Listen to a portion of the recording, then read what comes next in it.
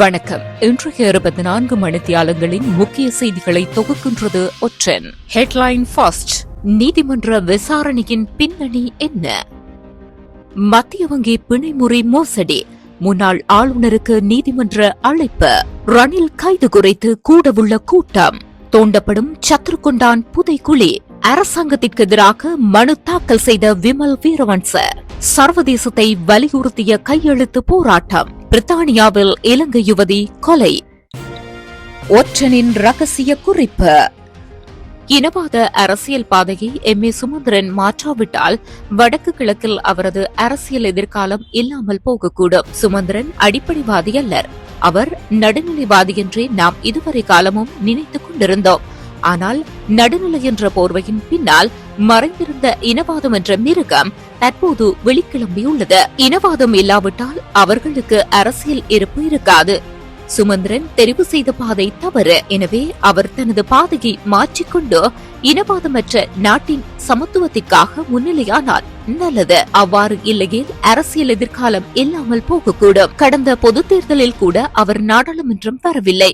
அவருக்கு வடக்கு கிழக்கில் அரசியல் வாய்ப்பு கிட்டாமல் போகும் என பிரதியமைச்சர் மஹிந்த ஜெயசிங்க எச்சரிக்கை விடுத்துள்ளார். முன்னாள் ஜனாதிபதி ரணில் விக்ரமசிங்க நேற்று குற்றப்புலனாய்வு திணைக்களத்தினால் கைது செய்யப்பட்டு கோட்டை நீதிமன்றத்தில் முன்னிலைப்படுத்தப்பட்டார். பின்னர் பல மணி நேர விசாரணைகளை தொடர்ந்து அவர் 26ஆம் தேதி வரை விளக்கமறியலில் வைக்கப்பட்டுள்ளார். இந்த நிலையில் சிறைச்சாலை மருத்துவமனையில் அனுமதிக்கப்பட்டிருந்த முன்னாள் ஜனாதிபதி ரணில் விக்ரமசிங்க கொழும்பு தேசிய மருத்துவமனையில் அனுமதிக்கப்பட்டுள்ளார். தற்போது தீவிர சிகிச்சை பிரிவில் அனுமதிக்கப்பட்டுள்ளதாகவும் தெரிவிக்கப்பட்டுள்ளது. ரணில் விக்ரமசிங்கவுக்கான மருத்துவ ஆலோசனைகளை கருத்தில் கொண்டு அவரை தேசிய மருத்துவமனையில் அனுமதிக்கப்பட்டுள்ளதாக தெரிவிக்கப்படுகின்றது. இந்த நிலையில் நேற்றைய தினம் நடைபெற்ற ரணிலின் கைது தொடர்பான நீதிமன்ற விசாரணையின் பின்னணி இவ்வாறு அமைந்திருந்தது. ஜனாதிபதி பொதுநிதியின் பாதுகாவலர் அல்ல. ஜனாதிபதி பொதுநிதியின் பாதுகாவலர், அவற்றின் உரிமையாளர் அல்ல. இந்த முறையில் பொதுப்பணத்தை தவறாக பயன்படுத்த அவருக்கு உரிமை இல்லை என அரசு தரப்பில் வாதங்கள் முன்வைக்கப்பட்டன. முன்னாள் ஜனாதிபதி ரணில் விக்ரமசிங்கவை நீதிமன்றத்தில் முன்னிலைப்படுத்திய பின்னர் சந்தேக நபர் 2023 செப்டம்பர் 22 மற்றும் 23 ஆகிய தினங்களில் பொது நிதியிலிருந்து 16.6 மில்லியன் ரூபாய் பயன்படுத்தி தனிப்பட்ட விஜயத்தில் ஈடுபட்டதாக மேலதிக மன்றாடியர் நாயகம் திலீப் பீரிஸ் குறிப்பிட்டிருந்தார். சுமார் 33 சாட்சியங்களிடமிருந்து வாக்குமூலங்கள் பெறப்பட்ட பின்னரே இந்த நாட்டின் 8வது நிறைவேற்று ஜனாதிபதி கணிசமான ஆதாரங்களின் அடிப்படையில் நீதிமன்றத்தில் முன்னிலைப்படுத்தப்பட்டார். செப்டம்பர் 2023 13 முதல் 20 வரை அவர் கியூபா மற்றும் அமெரிக்காவிற்கு உத்தியோகபூர்வ விஜயம் மேற்கொண்டிருந்தார். ஜனாதிபதி செயலகம் மற்றும் போலீஸ் துறை அதிகாரிகள் உட்பட 10 நபர்கள் இந்த விஜயத்தில் பங்கேற்றிருந்தனர். பின்னர் அவர் வால்வர்ஹாம்ட் பல்கலைக்கழகத்தில் தனது மனைவியின் கௌரவ பட்டமளிப்பு விழாவில் கலந்து கொள்ள ஐக்கிய ராஜ்யத்திற்கு சென்றிருந்தார். பட்டமளிப்பு விழா 22 மற்றும் 23ஆம் தேதிகளில் நடைபெற்றது. மேலும் இந்த விஜயத்திற்காக 16.6 மில்லியன் புது நிதி செலவிடப்பட்டது. ஆரம்பத்தில் இந்த வருகை தனிப்பட்டதாக விவரிக்கும் ஆவணங்கள் பின்னர் அதிகாரப்பூர்வ வருகையாக மாற்றப்பட்டு யாரோ ஒருவர் பதிவுகளை மாற்றியமைத்ததாக கூறப்பட்டதாக மேலதிக மன்றாடியர் நாயகம் குறிப்பிட்டிருந்தார். இந்த விசாரணையில் முதலில் 2023 ஆகஸ்ட் 16 அன்று ஆவணங்கள் பெறப்பட்டன. அந்த ஆவணங்கள் இந்த வருகை ஒரு தனிப்பட்ட வருகை என்று தெளிவாக குறிப்பிட்டன. சத்ருகுண்டான் படுகொலை புதைக்குழி தோண்டப்பட வேண்டும் என மட்டக்களப்பு மாநகர சபையில் தீர்மானம் நிறைவேற்றப்பட்டுள்ளது. மட்டக்களப்பு மாநகர சபையின் 3வது மாதாந்த அமர்வு முதல்வர் சிவம் பாக்கியநாதன் தலைமையில் கூடியபோது குறித்த படுகொலையின் 35வது ஆண்டு நினைவேந்தலையிட்டு 2 நிமிடங்கள் மௌன அஞ்சலி செலுத்தப்பட்டது. இதனையடுத்து தமிழரசு கட்சி உறுப்பினர் தயாளன் கௌரி சத்ருகுண்டான் படுகொலைக்கு நீதி கோரியும் புதைக்குழி தோண்டப்பட வேண்டும் என்றும் பிரேரணை ஒன்றை முன்வைத்தார். உண்மை ஒரு நாளும் உறங்காது. செம்மணி புதைக்குழி தோண்டப்பட்டுக் கொண்டிருக்கின்றது. அதுபோல் சத்ருகுண்டான் படுகொலை செய்யப்பட்ட அப்போதைய ராணுவ முகாம் இருந்த இடமும் தோண்டப்பட வேண்டும் என்றும் அவர் கூறியிருந்தார். இந்த நிலையில் குறித்த பிரேரணைக்கு சகல உறுப்பினர்களும் ஆதரவளித்த நிலையில் அது ஏகமனதாக நிறைவேற்றப்பட்டது. கைது செய்யப்பட்ட ஐக்கிய தேசிய கட்சியின் தலைவரும் முன்னாள் ஜனாதிபதியுமான ரணில் விக்ரமசிங்க தொடர்பில் எடுக்க வேண்டிய எதிர்கால நடவடிக்கைகள் மற்றும் எதிர்கால அரசியல் நடவடிக்கைகள் குறித்து விவாதிக்க எதிர்க்கட்சித் தலைவர்களின் விசேட கூட்டம் ஒன்று பிளவர் வீதியில் உள்ள அலுவலகத்தில் நடைபெறவுள்ளதாக தெரிவிக்கப்படுகின்றது.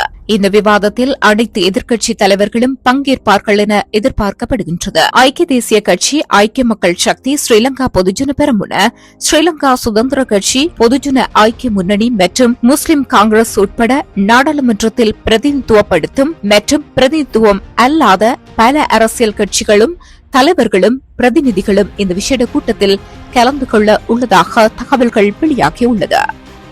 இலங்கை குடிமக்களுக்கு டிஜிட்டல் அடையாள அட்டைகளை வழங்கும் திட்டத்தை செயற்படுத்துவதற்காக இலங்கை அரசாங்கத்திற்கும் இந்தியாவிற்கும் இடையில் கையெழுத்திடப்பட்ட புரிந்துணர்வு ஒப்பந்தத்தை செல்லாததாக தீர்ப்பளிக்க கோரி முன்னாள் அமைச்சர் விமல் வீரவன்ச உயர்நீதிமன்றத்தில் அடிப்படை உரிமைகள் மனு ஒன்றை தாக்கல் செய்துள்ளார். இந்த மனுவில் ஜனாதிபதி, பிரதமர் ஹரணி அமரசூரிய, டிஜிட்டல் பொருளாதார அமைச்சர் மற்றும் அமைச்சரவை உள்ளிட்ட 31 பேர் பிரதிவாதிகளாக குறிப்பிடப்பட்டுள்ளனர். இலங்கை குடிமக்களுக்கு டிஜிட்டல் தேசிய அடையாள அட்டைகளை வழங்கும் திட்டம் தொடர்பாக இலங்கை அரசாங்கம் இந்தியாவுடன் ஒரு புரிந்துணர்வு ஒப்பந்தத்தில் கையெழுத்திட்டுள்ளதாக மனுதாரர் குறிப்பிட்டுள்ளார். ஜனவரி 27 மற்றும் ஜூன் 2 ஆம் தேதிகளில் இது தொடர்பாக 2 அமைச்சரவை முடிவுகள் எட்டப்பட்டதாகவும் பொதுமக்களுக்கோ அல்லது நாடாளுமன்றத்திற்கோ தெரிவிக்காமல் அமைச்சரவை முடிவு எட்டப்பட்டதாகவும் மனுவில் குறிப்பிடப்பட்டுள்ளது. இந்த நடவடிக்கைகள் தொடர்பாக இலங்கை அரசாங்கம் 2022 ஆண்டு இந்திய அரசாங்கத்துடன் ஒரு புரிந்துணர்வு ஒப்பந்தத்தில் கையெழுத்திட்டதாகவும் இந்த 2 அமைச்சரவை முடிவுகளும் புரிந்துணர்வு ஒப்பந்தத்தில் திருத்தம் செய்ய எடுக்கப்பட்டுள்ளதாகவும் மனுவில் சுட்டிக்காட்டப்பட்டுள்ளது. இந்த புரிந்துணர்வு ஒப்பந்தம் இலங்கை குடிமக்களின் பயோமெட்ரிக் தரவை இந்தியா அணுக அனுமதிக்கும் என்றும் இதன் மூலம் இந்தியா இலங்கையில் உள் விவகாரங்களில் தலையிட அனுமதிக்கும் என்றும் மனுவில் கூறப்பட்டுள்ளது. அரசாங்கத்தின் கொள்முதல் செயல்முறைக்கு மாறாக திட்டத்தை இந்திய நிறுவனத்திற்கு மாற்றுவதற்கான அரசாங்கத்தின் முடிவு தன்னிச்சையானது எனவும் மற்றும் சட்டவிரோதமானது என்றும் மனுவில் சுட்டிக்காட்டப்பட்டது. இது இலங்கையின் இறையாண்மை, தேசிய பொருளாதாரம் மற்றும் தேசிய பாதுகாப்பு மற்றும் சுதந்திரத்தில் ஒரு வெளிநாட்டு அரசு தலையிட வாய்ப்பளிக்கும் என்றும் இது அரசியலமைப்பால் உத்தரவாதம் அளிக்கப்பட்டுள்ள அடிப்படை மனித உரிமைகள் மீறல் என்றும் மனுவில் சுட்டிக்காட்டப்பட்டுள்ளது. அதன்படி இந்தியாவுடன் தற்போதுள்ள புரிந்துணர்வு ஒப்பந்தம் மற்றும் தொடர்புடைய அமைச்சரவை முடிவுகளை செல்லாததாக்கும் உத்தரவை பிறப்பிக்க வேண்டும் என்றும் இந்த அடையாள அட்டை திட்டத்தை செயற்படுத்துவதை தடுக்க உத்தரவு பிறப்பிக்க வேண்டும் என்றும் மனுவில் மேலும் கோரப்பட்டுள்ளது. ඉන්දියානු සමාගම් වලට පමණක් නිර්මාණය කිරීමට සමත් වන ආකාරයට දැනට ඉන්දියාවේ රට තුළ ඉන්දියානු සමාගම් සඳහා පමණක් විවෘත වෙන පරිදි ටෙන්ඩර් කැඳවලා තියෙනවා.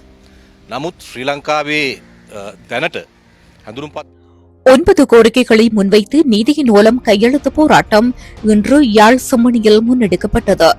தாயக செயலணி அமைப்பினால் தமிழீழ படுகொலைக்கு சர்வதேச நீதி கோரலை வலியுறுத்தியே இந்த நீதியின் ஓலம் எனும் கையெழுத்து போராட்டம் முன்னெடுக்கப்படுகின்றது. குறித்த போராட்டம் இன்று காலை 10 மணியளவில் மாணவி கிருஷாந்தி கொலை சம்பவத்துடன் தொடர்புடைய செம்மணி பகுதியில் பிரத்யேகமாக ஒழுங்கு செய்யப்பட்ட இடத்தில் முன்னெடுக்கப்பட்டது.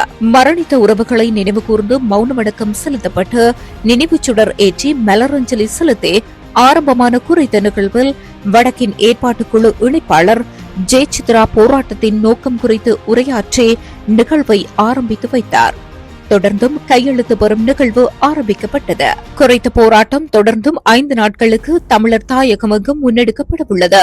இந்த நிலையில் வாகரை, முல்லைத்தீவு போன்ற பகுதிகளில் கையெழுத்து போராட்டம் இன்றைய தினம் முன்னெடுக்கப்பட்டிருந்தது. இக்கையெழுத்து போராட்டத்தினூடாக இதுவரை கண்டுபிடிக்கப்பட்ட செம்மணி உட்பட அனைத்து மனித புதைகுழிகளுக்கும் முழுமையான சர்வதேச நீதி விசாரணை நடைபெற வேண்டும் என்பதுடன் எதிர்வரும் செப்டம்பர் மாதம் நடைபெறவுள்ள ஐக்கிய நாடுகள் மனித உரிமைகள் பேரவையில் இலங்கை மீது வலுவான தீர்மானம் கொண்டு வந்து அனைத்து நாடுகளும் தெளிவான நிலைப்பாடு எடுக்க வேண்டும் எனவும் இந்த போராட்டம் வலியுறுத்துகின்றமை குறிப்பிடத்தக்கது. பிரித்தானியாவில் இலங்கை யுவதி ஒருவர் கொலை செய்யப்பட்டுள்ளதாக தகவல்கள் வெளியாகியுள்ளது. பிரித்தானியாவின் கார்டிப் நகரில் வீதியொன்றிலிருந்து குறித்த யுவதி சடலமாக மீட்கப்பட்டுள்ளார். இந்த கொலை சம்பவத்தை அடுத்து 37 வயதுடைய இலங்கையை பூர்வீகமாக கொண்ட இளைஞர் ஒருவர் மீது குற்றம் சுமத்தப்பட்டுள்ளது. உயிரிழந்த யுவதியும் இலங்கையைச் சேர்ந்தவர் என விசாரணையில் தெரியவந்துள்ளது. இதேவேளை கடந்த வியாழக்கிழமை கார்டிப் நகரில் சவுத் மார்கன் பிளேஸ் என்ற இடத்தில் பெண் ஒருவர் காயமடைந்துள்ளதாக தெற்கு வால்ஸ் போலீசாருக்கு தகவல் கிடைத்துள்ளது. இந்த சம்பவத்துடன் தொடர்புபட்டதாக கூறப்படும் இளைஞர் தற்போது கைது செய்யப்பட்டு தடுத்து வைக்கப்பட்டுள்ளதாகவும் தெரிவிக்கப்பட்டுள்ளது. தொடர்ச்சியான செய்திகளை தெரிந்து கொள்ள ஒற்றன் யூடியூப் சேனலை சப்ஸ்கிரைப் செய்யுங்கள்.